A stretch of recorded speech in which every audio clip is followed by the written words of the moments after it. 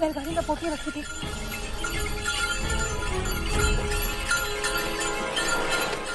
जी महारानी साहब, ऐसी ही बैलगाड़ी थी। हमारे साथ शीघ्र चल। जी आओ मुझे, जल्दी आओ। हे देवा, बैलगाड़ी कहाँ चली गई?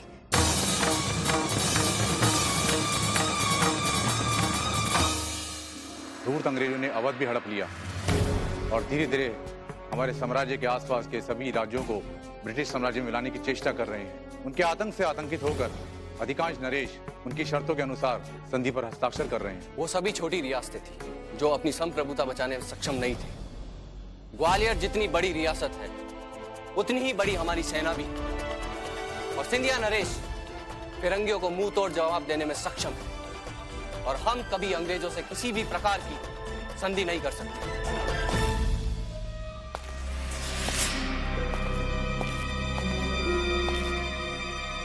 महाराज, मैं आपके निर्णय का स्वागत करता हूँ।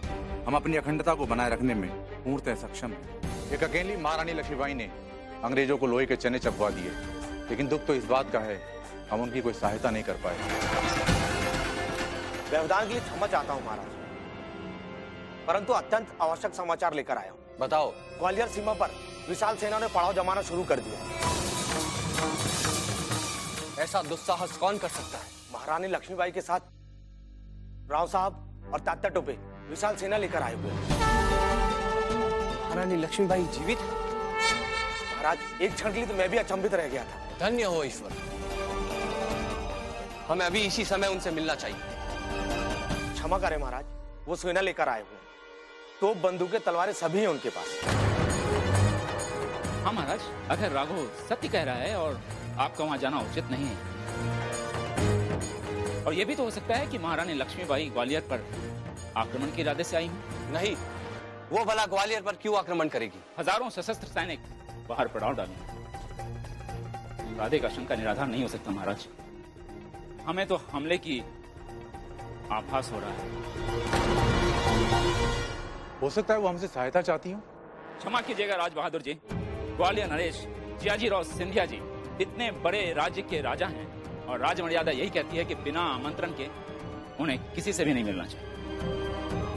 यदि मैं एक बार आपकी बात पर विश्वास कर भी लूं कि महारानी लक्ष्मीबाई अपनी सहायता के लिए छावनी डाली है, फिर भी उन्हें सर्वप्रथम संदेश तो देना चाहिए था ना। आप दोनों की बातें अपनी जगह उचित है।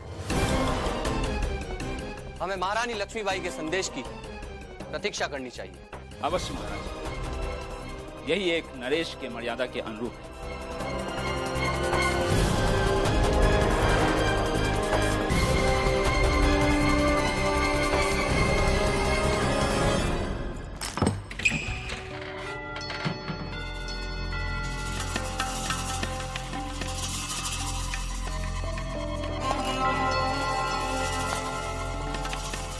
ये हमारे साथ क्यों हो रहा है?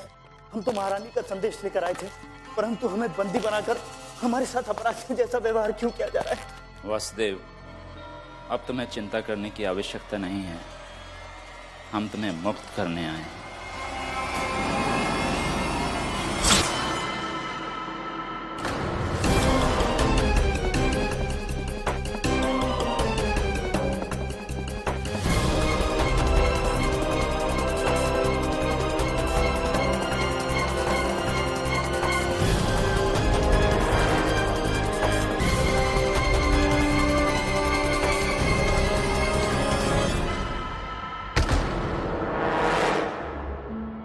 अरे ये क्या हुआ? आपको इतनी चोट कैसे लगी? राव भाव, इतनी जरा सी चोट पे आप इतने विचलित क्यों हो रहे हैं? नहीं नहीं, मैं तो सिर्फ। आप अभी तक नहीं बदले, बिल्कुल वैसे ही हैं। कैसे बदलूं बहना? भाई तो भाई होता है। हमें याद है बचपन में जब हम नाना भाव के साथ तलवारबाजी का अभ्यास करते थे, तब आप ईश्वर से यही प्रार्थना करते थे कि हम जीत जाएं। वो तो आज भी करता हूँ। तभी तो मेरी छोटी सी बहन मणिकर्णिका से मनु और मनु से झांसी की महारानी लक्ष्मीबाई, परंतु आपका ये राव भाव आज तक दिल में एक बात रखे हुए है। क्या राव भाव? आपकी जैसी बहन पाकर मैं खुद को सदैव गौरवान्वित महसूस करता हूँ। वास्तव में आपने स्त्री होते हुए भी जो इस देश के लिए किया है, इस देश के पुरुषों ने भी ऐसी कल्पना नहीं की होगी। आपने हर हिंदुस्तानी के दिल में साहस, देशभक्ति और क्रांति की आग भर दी है। अपनी धरती माँ की रक्षा के लिए प्राण न्यौछावर करना सिखा दिया है। आपको पता है कि आपकी प्रेरणा से हर एक हिंदुस्तानी ने स्वतंत्र होने का सपना देखना आरंभ कर दिया है। सपनों को साकार करने में अभी बहुत सी लड़ाइयाँ लड़नी है। और हम बिठूर को बचाने की लड़ाई में पहले ही प्रयास में फिरंगियों से हार गए। हारने के बाद मन में सबसे पहले यही ख्याल आया कि हमारी मनी क्या सोचेगी। आपने अकेले अंग्रेजों को कितनी बार पराजित किया है और हम पहले ही उधार गए। राव भाऊ, हमें आपकी वीरता पर कतई संदेह नहीं। वो तो परिस्थितियां आपके अनुकूल नहीं थी, अन्यथा आपकी विजय निश्चित थी। विजय की भावना मेरे मन में घर कर गई है। अब मेरे जीवन का एक ही लक्ष्य है, फिरंगियों को हराना और अपनी मातृभूमि से खदेड़ फेंकना। हाँ राव भाऊ, हम इन फिरंगियों को हराएंगे, अवश्य हराएंगे। अपनी धरती पर से इन्हें खदेड़ बाहर करेंगे। मुझे अपनी बहन के शौर्य पर पूरा विश्वास है और इसलिए मैं कुछ लेके आया हूँ।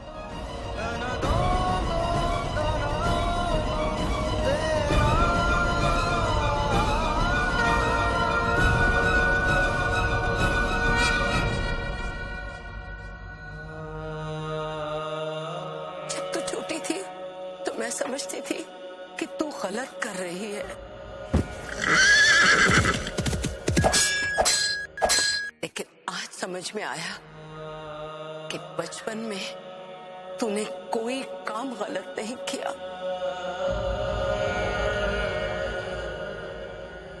ये तो हाजी साहब का है। हाँ, ये उन्हीं की है। इस रुद्राक्ष की माला का महत्व आपके लिए कितना है, ये मुझसे अधिक आप जानते हो। इसलिए इसे यहाँ तक ले आया ताकि आपको सौंप सकूं।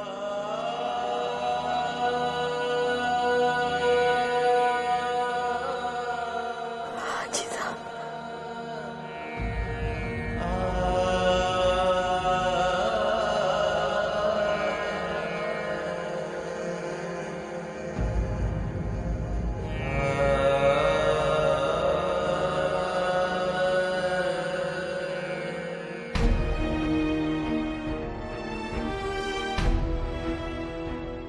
इन फिरंगियों ने हमारा महल, हमारा राज्य, हमारा परिवार, सब कुछ हमसे छीन लिया। अब हम इन्हें और इनकी सहायता करने वालों को नहीं छोड़ेंगे राव भाऊ, नहीं छोड़ेंगे। भाई साहब, शीघ्र बाहर आइए।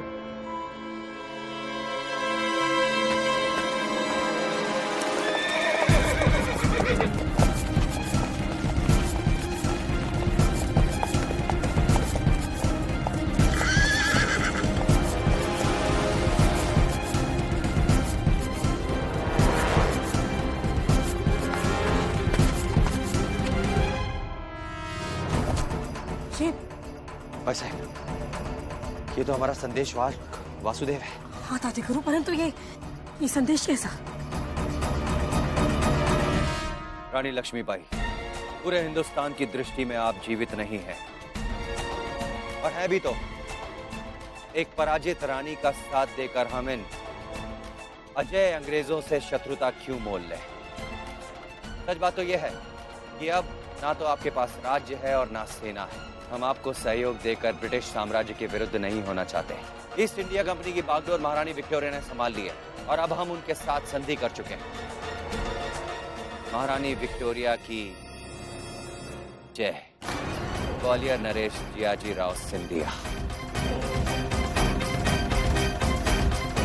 भाई साहब, इसका उत्तर ऐसा दीजिए, ये जियाजी राव सिंधिया। नहीं दादी गुरु, हो सकता है हमारा संदेश जियाजी राव सिंधिया तक पहुंचाया ही ना गया। यदि महारानी लक्ष्मीबाई को ये संदेह हो गया, ये षड्यंत्र है और ये पत्र सिंधिया नरेश से भेजा ही नहीं, तब क्या होगा? तुम्हें चिंता करने की आवश्यकता नहीं है राघव, मैंने सारा प्रबंध कर लिया है। चलो। किंतु भाई साहब, ये देखिए, इस पे जियाजी राव सिंधिया की मोहर लगी हुई है।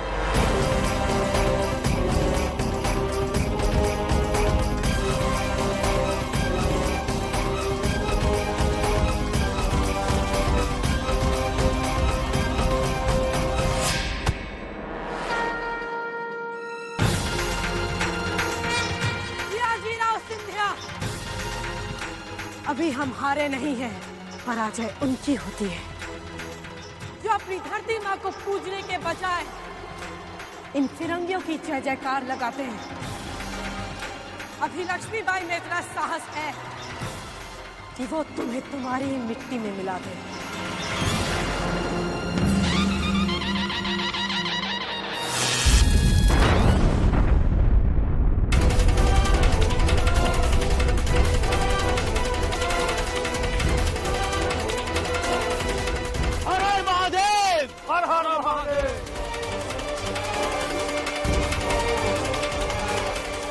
ये तो तोप के गरजने की आवाज है।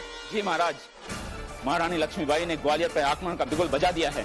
अब हमें अपनी सेना को युद्ध के लिए तैयार होने की आदेश देना चाहिए। क्षमा कीजिए महाराज, आप लक्ष्मीबाई के बारे में अच्छी तरह जानते हैं, वो ऐसा नहीं कर सकती। हमें मिलकर उनसे बातचीत करनी चाहिए। कहीं ना कहीं कोई भ्रम की स्थिति है। राज बहादुर, बाहर तोप दागे जा रहे हैं और आप भ्रम की स्थिति में हैं। थोड़ी बात आने की तरह स्पष्ट है, युद्ध ही एकमात्र विकल्प है। महाराज, युद्ध की घोषणा कीजिए। क्षमा कीजिए महाराज, ऐसा करना बहुत जल्दबाजी होगी। मैं उनसे एक बार बातचीत करना चाहता हूँ। युद्ध को टालने के लिए हमें एक बार मिलना जरूरी है। ठीक है, हम तुम्हें कल सुबह तक का समय देते हैं, अन्यथा हम युद्ध के लिए तैयार हैं।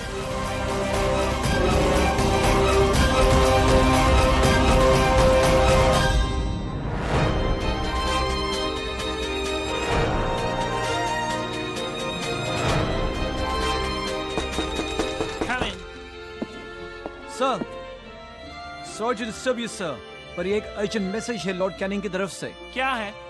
फर्क ही सुना।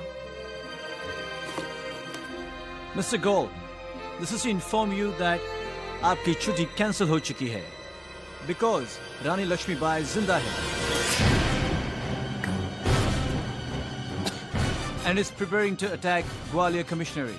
आपको तुरंत कानपुर कमिश्नरी में बुलाया गया है as a war with Maharani Lakshmibai is inevitable.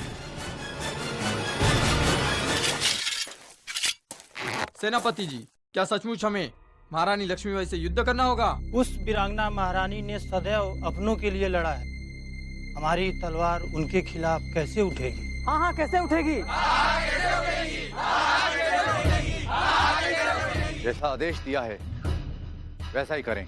हमें बताया गया है युद्ध के लिए महारानी लक्ष्मीबाई स्वयं। क्षमा कीजिए सेनापति जी, जरा अपने हृदय पर हाथ रख कर कहिए, इस युद्ध के लिए आप भी तैयार हैं? शांत हो जाओ, परिस्थितियां हमें विवश करती हैं और अपने सेनापति की बात न मानना एक अच्छे सैनिक की निशानी नहीं। युद्ध के मैदान में जो कंधे से कंधा मिलाकर खड़ा हो वो मित्र है और जो सामने खड़ा है वो शत्रु। तुम लोगों का कर्तव्य है अपने सेनापति की बात को मानना और बस यही करते रहो। वाह राजा बहादुर जी, वाह, कमाल का उत्साह भर रहे हैं आप हमारे सैनिकों में।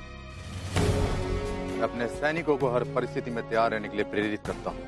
ओहो, इसका मतलब महारानी लक्ष्मीबाई से बातचीत करने का विचार आपने त्याग दिया है? नहीं दिनकर जी, नहीं, मैंने अपना विचार नहीं त्यागा है। रही युद्ध की बात, तो उसको रोकने के लिए मैं हर संभव प्रयत्न करूंगा।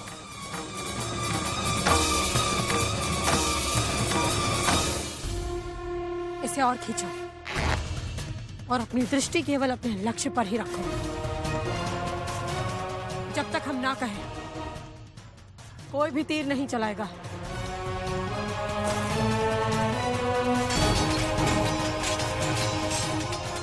तीर छोड़ो।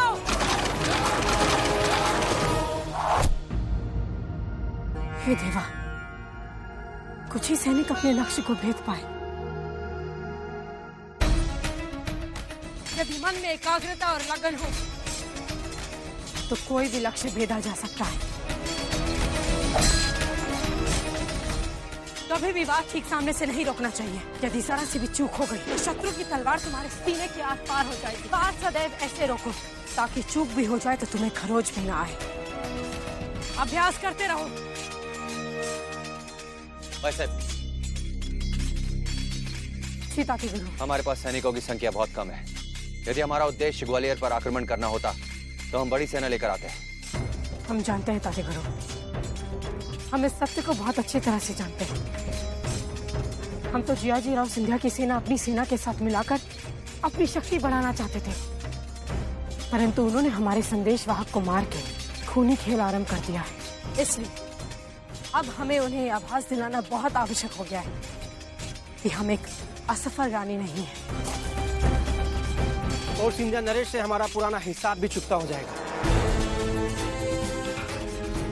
पुराना हिसाब? आप शायद भूल रही हैं कि ग्वालियर सिंधिया का नहीं बल्कि पेशवा का हुआ करता था, और उन्होंने अंग्रेजों से साठगांठ करके इसे हमसे छीन लिया। लेकिन अब जब सिंधिया नरेश जियाजी ने हमें युद्ध के लिए विवश कर ही दिया है तो हम ग्वालियर को हासिल करके ही रहेंगे।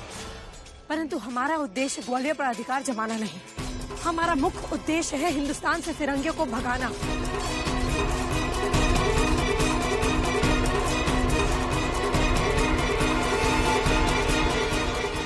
तुम लोग सब जाओ।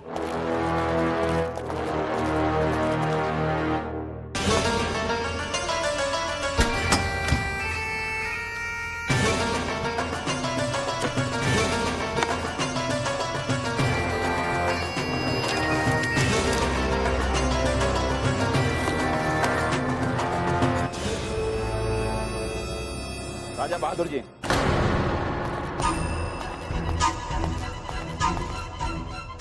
जिद छोड़ दीजिए। कोई हमारी सीमा पे खड़े होकर गोलाबारी कर रहा है, ऐसे लोगों से बातचीत करने का क्या लाभ? महाराज जियाजी राव को वास्तविक परिस्थिति से अवगत कराना हमारा कर्तव्य है।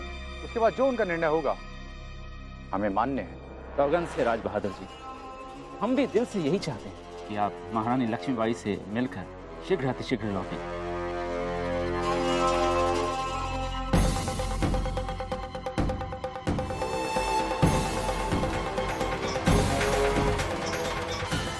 ईश्वर हमें सफलता प्रदान करे राजा बहादुर।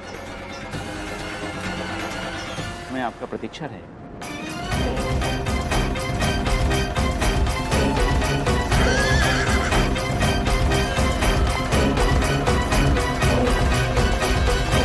दुश्मन पे तलवार तेजी से चलाओ, इस तरह। हाँ हाँ, इस तरह।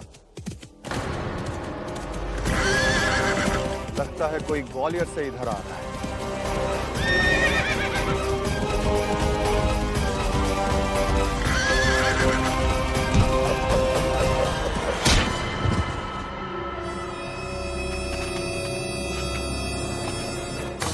कौन है तू?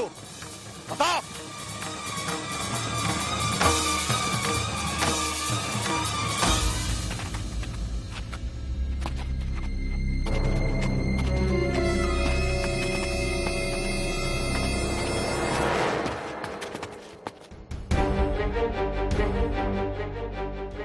धन्य भाग हमारे जो इस जीवन में आपके दर्शन हुए। आप है कौन?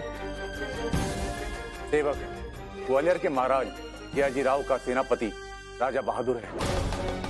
आपके यहाँ आने का आशय क्या है? क्षमा कीजिए महारानी जी, अगर आपकी अनुमति हो तो ये सेवक सिंधिया नरेश की ओर से कुछ जानने का इच्छुक है। पूछिए। आप ग्वालियर से युद्ध क्यों चाहते हैं? क्या हम युद्ध करना चाहते हैं? कैसी बात कर रहे हैं आप? हमने जियाजी राव सिंधिया के पास अपना संदेश वाहक भेजा और उन्होंने क्या किया? हमारे संदेश वाहक की हत्या कर कर हमें युद्ध के लिए ललकारा है, और आप कह रहे हैं कि हम युद्ध चाहते हैं। आपने संदेश वाहक भेजा था? जी हाँ, हमने जियाजी राव सिंधिया के पास अपना संदेश वाहक भेजा था ताकि हम उनका सहयोग प्राप्त कर सकें, परंतु उन्होंने फिरंगियों के साथ हाथ मिलाकर। हे भगवान, इसका अर्थ है हमारे साथ कोई बहुत बड़ा षड्यंत्र रचा जा रहा है। षड्यंत्र? हाँ महारानी साहब, षड्यंत्र, क्योंकि ना तो महाराज को आपका कोई संदेश मिला, ना ही कोई संदेश वाहक।